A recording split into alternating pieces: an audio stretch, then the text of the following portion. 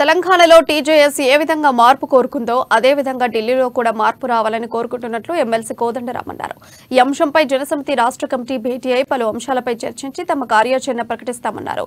జనగామ జిల్లా కేంద్రంలో జరిగిన ఓ సెమినార్ కార్యక్రమానికి ముఖ్య అతిథిగా ఎమ్మెల్సీ కోదండరాం హాజరయ్యారు.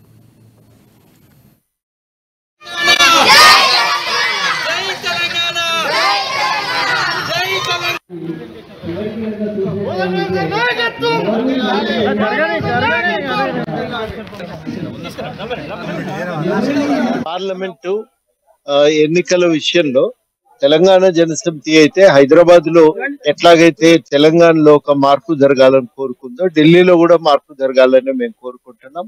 ఆ మార్పు కోసమే పనిచేయాలి.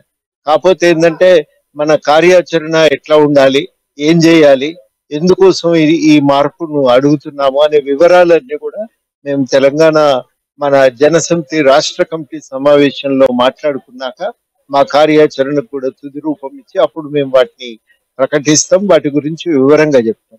మేము చెప్పేది ప్రధానంగా ఏంటంటే విపరీతంగా పెరుగుతున్న ఈ ధరవరల నేపథ్యంలో మార్పు అనేది దానంతటే అంతిమ లక్ష్యం కాదు. మార్పు ఎందుకు అడుగుతున్నామంటే విపరీతంగా పెరిగిన ధరలు, ముఖ్యంగా పెట్రోలు డీజిల్ రేట్ల పెరుగుదల అనేది వ్యవసాయ రంగం మీద అది దాదాపు విపరీతమైన సమస్యలు తీసుకొచ్చి పెట్టింది.